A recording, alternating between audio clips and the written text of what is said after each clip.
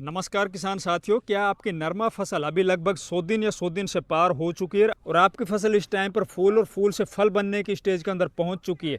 अभी आपकी फसल के अंदर आपके मन मुताबिक फूलों की संख्या भी नहीं हो पाई, फूल हैं जो आते हैं वो ड्रॉप हो जाते हैं, या फिर इस टाइम के ऊपर आपकी फसल के अंदर लगने वाले रस चूसक कीटों का प्रकोप है। इसके अलावा आपकी फसल के अंदर आपको अंदेशा है कि यार कहीं ऐसा ना हो जाए जो इस टाइम के ऊपर हमारी फसल के अंदर टिंडे आ रहे हैं, उन टिंडों को अंदर कहीं सूंडी ना लग जाए। क्योंकि पिछले साल सन 2023 में सबसे ज़्यादा किसानों की अगर हालत खराब किसी बीमारी ने की थी तो वो थी भैया गुलाबी सूंडी। और गुलाबी सूंडी एक बार आपके खेत के अंदर आ गई तो उसको कंट्रोल करना मुश्किल नहीं नामुमकिन हो जाता है। इसके अंदर कई साल हो चुके हैं, आज तक कोई ऐसी कंपनी दावा नहीं कर पाई या उसने छाती ठोककर ऐसा नहीं बोला है कि हमारे पास गुलाबी सूंडी का 100% कंट्रोल है। वो केवल उसका नियंत्रण बोलते हैं कि इसको अपन नियंत्रण कर सकते हैं। लेकिन दोस्तों, हमने ऐसा पाया है, हमारी खेती का जो एक्सपीरियंस वो बोलता है कि अगर आप फ्लावरिंग स्टेज के ऊपर अपनी फसल को अच्छे से मैनेज कर लेते हो, उसके अंदर आप टाइम टू टाइम स्प्रे कर लेते हो, तो आगे चलकर आपकी फसल के अंदर सूंडी वाली जो प्रॉब्लम है वो देखने को नहीं मिलेगी। क्योंकि हमारे एरिया के अंदर पिछले साल हमने देखा था कि पूरे एरिया के अंदर कहीं भी गुलाबी सूंडी का प्रकोप नहीं था। वहीं पर अगर अपन बात करें दूसरी तरफ उत्तर भारत में, जैसे कि हरियाणा है, पंजाब है, या फिर राजस्थान के कुछ हिस्से, गंगानगर, हनुमानगढ़ एरिया, वहाँ पर गुलाबी सूंडी ने पूरी तरह से किसानों को बर्बाद कर दिया था। कपास का उत्पादन वहाँ पर 2 क्विंटल 1 क्विंटल बहुत से खेतों के अंदर तो बिल्कुल नेगलेक्ट रहा था। तो दोस्तों, आखिर हमने ऐसा कौन सा काम किया था जिससे कि हमारी फसलों के अंदर गुलाबी सूंडी नहीं आई। और रही बात फ्लावर और फ्लावर से बनने वाले टिंडों की, तो देखिए उत्पादन के मामले में हम आपको इस वीडियो के अंदर ऐसी कुछ टिप्स बताएंगे, ऐसी कुछ जानकारियां देंगे जिससे एक तरफ तो आपकी फसल बीमारी से बची रहेगी, दूसरी तरफ आपकी फसल के अंदर आने वाले जो टिंड है उनसे पूरा खेत एकदम लद जाएगा। तो नमस्कार, अगर अभी तक आपने खेती प्लस चैनल को सब्सक्राइब नहीं किया तो प्लीज़ चैनल सब्सक्राइब कर लीजिए, साथ ही वीडियो को लाइक और दूसरे किसान भाइयों तक भी शेयर करना ना भूलिए। तो चलिए दोस्तों, अब अपन शुरुआत करते हैं। सबसे पहले बात करते हैं आपकी फसल के अंदर अगर इस टाइम के ऊपर आपको पीलापन दिखाई दे रहा है, जब आपकी फसल लगभग 100 दिन की हो चुकी है या 100 दिन से पार हो चुकी है, फसल के अंदर फूल और फूल से टिंडे बन रहे हैं, तो साथ ही इस टाइम के ऊपर आपको सचेत हो जाना चाहिए। बिना कोई देरी किए हुए अपनी फसल के अंदर आपको देख के ये पहचानना है कि हमारी फसल के अंदर जो आया हुआ पीलापन है वो किस कारण से है। उसके अंदर किसी पोषक तत्व की कमी है या फिर हमारी फसल के अंदर रस चूसक कीटों का प्रकोप है। जैसे कि आप इस पौधे को देख पा रहे होंगे, इस पौधे के अंदर रस चूसक कीटों का प्रकोप है। इस वजह से ये पौधा है ऊपर से पीला पड़ रहा है, इसकी पत्तियां वो सिकुड़ती जा रही है। तो इस बीमारी को आपको पहचानना है। और दूसरी तरफ आपको ये इंडिकेशन देखना है कि आपके ऊपर से पत्ते हैं ना वो तो एकदम स्वस्थ दिखाई दे रहे हैं, चिकने एकदम खुले हुए हैं, लेकिन फिर भी हमारी फसल है वो पीली है। तो इसके अंदर आपको निश्चित तौर पर आपकी फसल के अंदर कुछ माइक्रो न्यूट्रिएंट या फिर कुछ ऐसे प्राइमरी न्यूट्रिएंट होते हैं ना, उनकी आपके जरूर फसल के अंदर कमी होगी। तो उसके अंदर आपको क्या करना, जैसे हमारी फसल 100 दिन की हो जाती है तो उस टाइम के ऊपर बरसातें हो रही होती है। इस टाइम के ऊपर भी बहुत सी जगह पर बरसातें हो रही है, जहाँ पे नहीं भी हो रही वहाँ पे आगे होगी। या फिर आपके खेत इस टाइम पर सूखे है तो उसके अंदर आपको सिंचाई करनी पड़ेगी। तो भैया, जब आपके खेत के अंदर पर्याप्त मात्रा में नमी हो तो मैं अभी बताता हूँ आपको एक ऐसा फॉर्मूला जिसके यूज करने के बाद आपके फसल के अंदर चाहे किसी भी तरह का पीलापन हो, वो पोषक तत्वों की जो भी डेफिशिएंसी है ना उनके एक झटके के अंदर पूर्ति हो जाएगी। 5 दिन में आपकी फसल एकदम हरी भरी हो जाएगी। तो उसके अंदर आपको 1 एकड़ जमीन में लगभग एक बैग पूरा 45 किलो का लेना है यूरिया। इसके अंदर आपको 10 किलो जिंक सल्फेट 21% वाली, और इसके अंदर आपको लगभग 10 किलो ही लेना है मैग्नीशियम सल्फेट और 5 किलो लेना है फेरस सल्फेट। और इनके अंदर आपको लगभग आधा किलो मिलाना भैया साफ पाउडर आता है ना जिसके अंदर कार्बेंडिजम मैनकोजेब होता है। इन सभी को आप मिला के अपनी खड़ी फसल के अंदर आपको छिटक देना है।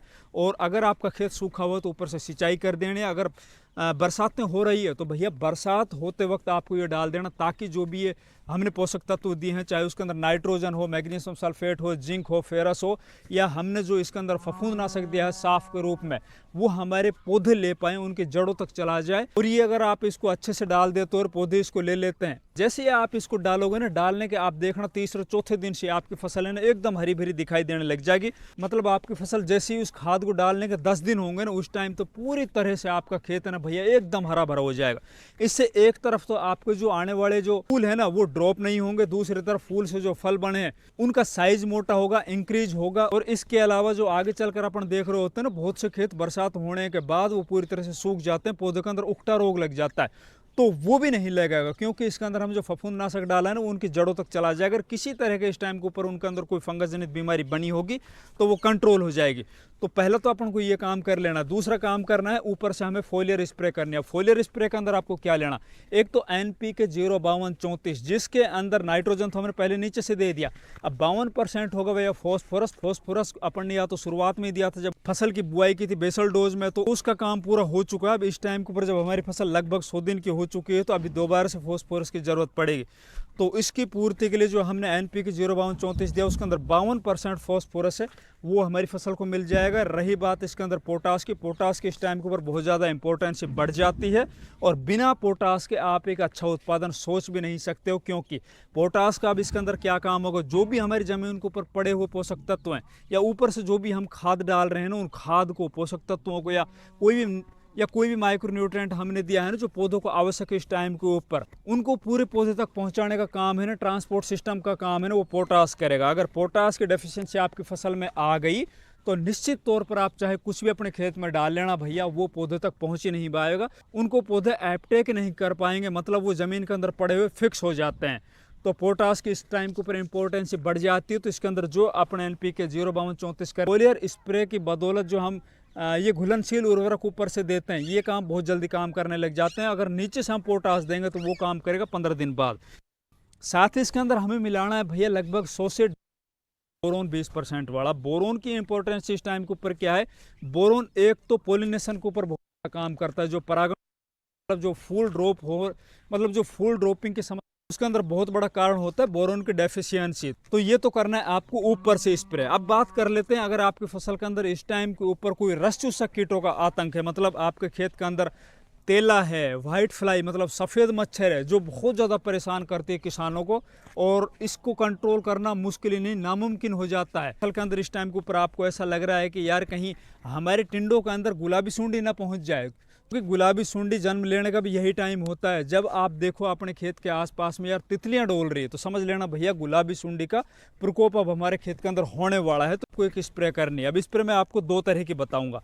पहले बताता हूँ रस चूसक कीटों को रोकने के लिए। तो रस चूसक कीटों के लिए मैं सबसे पहले आपको इस टाइम के ऊपर बताऊंगा जो व्हाइट फ्लाई होती है। व्हाइट फ्लाई के साथ साथ जो हरा तेला होता है या एफिड है, जैसिड है, ऐसे जो सकिंग पेस्ट होते हैं ना, उनके कंट्रोल के लिए आपको एक तो लेना है, या तो आप लेनो ले लीजिए जो सिमोटोमो कंपनी का आता है, या फिर आप रैनफैन के नाम से भी आती है एक इंसेक्टिसाइड, वो ले सकते हो।